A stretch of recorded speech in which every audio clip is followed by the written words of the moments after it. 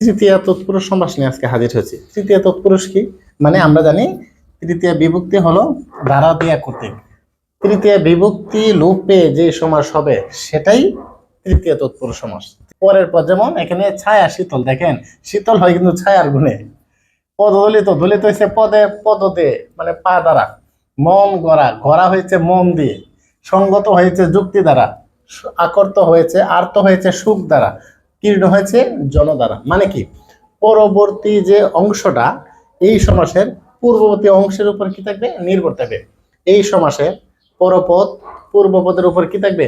নির্ভরশীল। এবং দ্বারা দেয়া কর্তৃক লোপে এই সমাসটা গঠিত হয়। যেমন আমরা এখানে যদি চিন্তা করি, এখানে লেখা আছে ছায়া শীতল। ছায়া শীতল বলতে আমরা কি বুঝাই?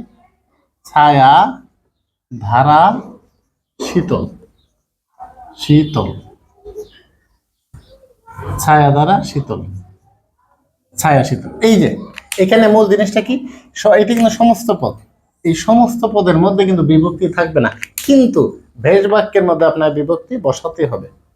যেমন এখানে আছে পদদলিত, মানে পদ ধারা দলিত, দলিত। তার মানে কি, পরপদ পূর্বপদের উপর নির্ভরশীল থাকবে।